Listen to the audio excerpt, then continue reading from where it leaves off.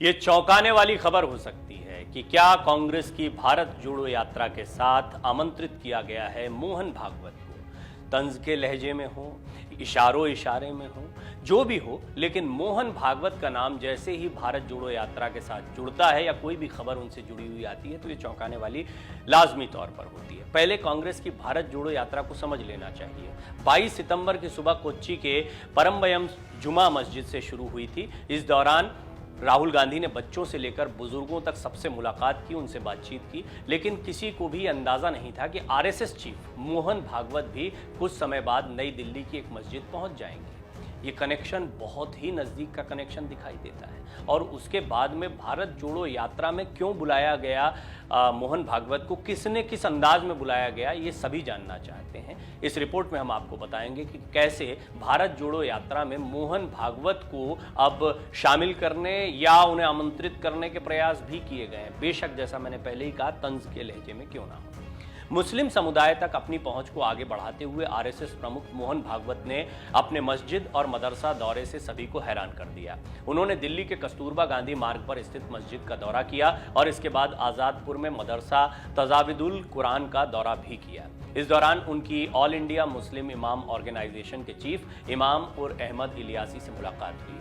इस पूरे घटनाक्रम को लेकर कांग्रेस ने मोहन भागवत और बीजेपी पर निशाना साधा है। कांग्रेस ने मोहन भागवत को भारत जोड़ो यात्रा में शामिल होकर राहुल गांधी के साथ चलने का अनुरोध किया है।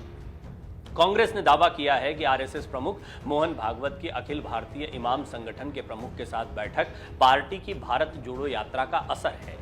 कांग्रेस ने भागवत से तिरंगा हाथ में लेकर देश को एकजुट करने में राहुल गांधी के साथ चलने का अनुरोध तक कर दिया। कांग्रेस के मीडिया विभाग के प्रमुख पवन खेड़ा ने कहा कि भारत जोड़ो यात्रा शुरू हुए केवल 15 दिन हुए हैं और सत्तारूढ़ भारतीय जनता पार्टी के एक प्रवक्ता ने कहा है कि गोडसे मुर्दाबाद। मीडिया के माध्यम से फैलाए गए नफरत से मंत्री चिंतित हो गए हैं और भागवत इमामों तक पहुंच गए हैं। पत्रकारों से बात करते हुए कांग्रेस प्रवक्ता गौरव वल्लभ ने भी कहा कि पार्टी के पैदल मार्च के परिणाम कुछ ही दिनों में स्पष्ट दिख रहे हैं। भारत जोड़ो यात्रा को सिर्फ 15 दिन हुए हैं और नतीजे सामने आ रहे हैं। भाजपा के एक प्रवक्ता ने टेलीविजन पर गोडसे मुर्दाबाद कहा था। मोहन भागवत दूसरे धर्म के व्यक्ति के घर जा रहे हैं, ये किसके प्रभाव से हो रहा है? ये भारत जोड़ो यात्रा का असर है। ये तमाम बातें कांग्रेस कह रही है। जब तक मार्च समाप्त होगा तब तक सरकार द्वारा बनाई गई नफरत और विभाजन की राजनीति गायब हो जाएगी। वल्लभ ने यह भी कहा कि हम भागवत जी से अनुरोध करते हैं कि जब यात्रा के कुछ दिनों का उन पर इतना प्रभाव पड़ा है तो वो 1 घंटे के लिए भारत जोड़ो यात्रा में हिस्सा लें, राहुल गांधी जी के साथ हाथ में तिरंगा लेकर चलें, भारत माता की जय का नारा लगाएं। 52 साल तक आपने तिरंगा नहीं पकड़ा, अब पकड़िए और भारत को जोड़िए। पीएफआई के खिलाफ एनआईए की कार्रवाई को लेकर भी कांग्रेस नेता ने बड़ा बयान दिया है। राष्ट्रीय जांच एजेंसी एनआईए के नेतृत्व में पीएफआई पर कार्रवाई के बारे में पूछे जाने पर वल्लभ ने कहा कि जो भी संस्था भारत विरोधी गतिविधियों से संलिप्त है, भारत को तोड़ने की कोशिश करे, उसके खिलाफ कानूनी कार्रवाई होनी ही चाहिए। लेकिन सवाल ये है कि मोदी सरकार ने पिछले 8 वर्षों में पीएफआई पर प्रतिबंध लगाने के लिए कदम क्यों नहीं उठाए? क्या ये आपकी फूट डालो और राज करो की नीति का हिस्सा है? मोहन भागवत के मस्जिद दौरे पर मायावती ने भी तंज किया है। उन्होंने बीजेपी से तीखा सवाल पूछा है। मायावती ने मुस्लिम उलेमाओं से आरएसएस प्रमुख मोहन भागवत की मुलाकात पर टिप्पणी करते हुए कहा कि क्या इससे मुस्लिमों के प्रति भाजपा सरकारों के रुख में बदलाव होगा? मायावती ने अपने ट्वीट में लिखा, आरएसएस प्रमुख श्री मोहन भागवत द्वारा कल दिल्ली स्थित मस्जिद मदरसे में जाकर उलेमाओं से मुलाकात करने और फिर उनसे अपने आप को राष्ट्रपिता व राष्ट्र ऋषि कहलवाने के बाद क्या बीजेपी और उनकी सरकारों का मुस्लिम समाज व उनके मस्जिद मदरसों के प्रति नकारात्मक रुख बर्ताव में बदलाव आएगा? मायावती यहीं नहीं रुकी हैं। उन्होंने अपने ट्वीट में आगे लिखा है, यूपी सरकार खुली जगह में कुछ मिनट की अकेले में नमाज पढ़ने की मजबूरी को भी सहन नहीं कर पा रही है तथा सरकारी मदरसों की उपेक्षा करते हुए निजी मदरसों में भी हस्तक्षेप पर उतारू है। किंतु आरएसएस प्रमुख की इस बारे में गहरी चुप्पी के क्या मायने निकल रहे हैं, इस पर भी जरूर गौर करें। अजदुद्दीन ओवैसी ने इस पर नाराजगी जाहिर की है। भागवत और इलियासी की मुलाकात को लेकर एआईएमआईएम प्रमुख अजदुद्दीन ओवैसी ने नाराजगी जाहिर की। हैदराबाद से से सांसद ओवैसी ने कहा, हम पर शक क्यों किया जाता है?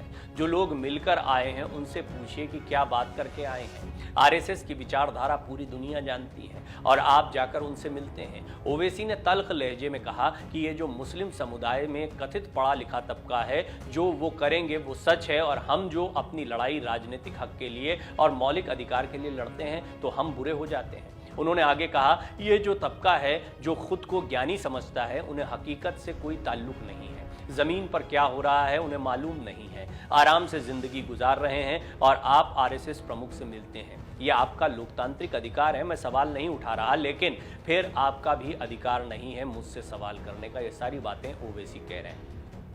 आरएसएस प्रमुख की इस मुलाकात के बाद में राजनीतिक सरगर्मियां तेज हो गई हैं। ये बीजेपी का एजेंडा नहीं रहा। उत्तर प्रदेश के चुनाव हो चुके हैं, 2024 के चुनाव होने हैं। पहले ही प्रधानमंत्री मोदी भी कह चुके हैं, जब कार्यकर्ताओं से बातचीत कर रहे थे, कि पसमानदा मुस्लिमों तक पहुंचने की जरूरत है, पिछड़े मुस्लिमों का उत्थान करने की आवश्यकता है। ये एक बहुत महत्वपूर्ण बात इसीलिए दिखाई देती है क्योंकि हिंदुत्व का एजेंडा पुरजोर तरीके से आगे बढ़ रहा है। महाराष्ट्र में चुनाव होने हैं, गुजरात में चुनाव होने हैं, इन जगहों पर इस मुद्दे का बड़ा इंपैक्ट होता है। उससे पहले जब उत्तर प्रदेश में चुनाव थे तो हमने देखा किस तरीके से एक तरफा यह मुद्दा गरमाया था। समाजवादी पार्टी के प्रति जिस तरह मुस्लिम वोटर्स का ध्रुवीकरण हुआ था, वो भी स्पष्ट करता है कि वहां पर बीजेपी को चिंता हिंदू वोटों की ज्यादा थी, या जातिगत समीकरणों में बटे हुए वोटों को एक साथ लाने की कोशिश वहां पर की गई थी कि बेशक मुस्लिम मतदाता हमारे साथ ना आए, लेकिन हिंदू धर्म से जुड़े हुए हर जाति के मतदाता हमारे साथ जुड़े।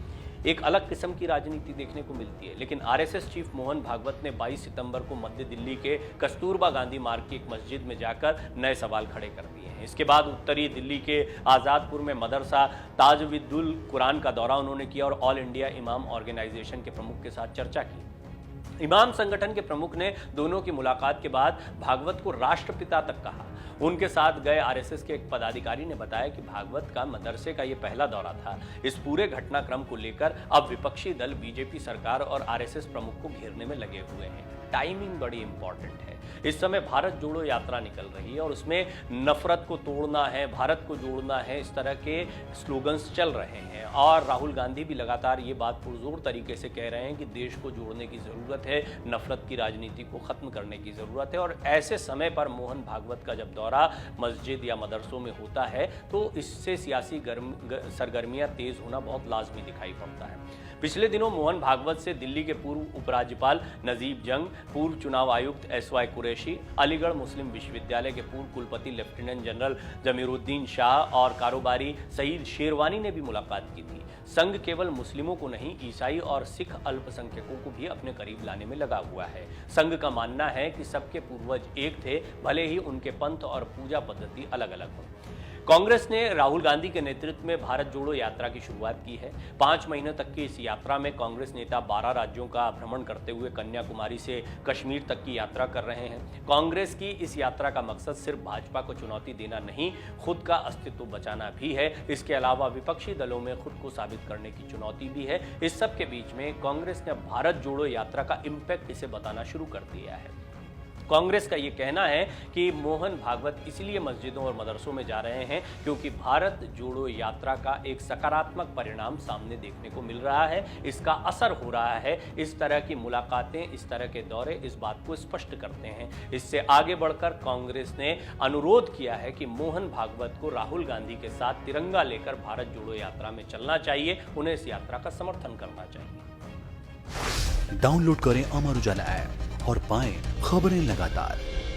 अगर आप ये वीडियो YouTube पर देख रहे हैं तो हमारे चैनल को सब्सक्राइब करें और बेल आइकन को दबाना ना भूलें। अगर आप Facebook पर ये वीडियो देख रहे हैं तो हमारे पेज को लाइक करें।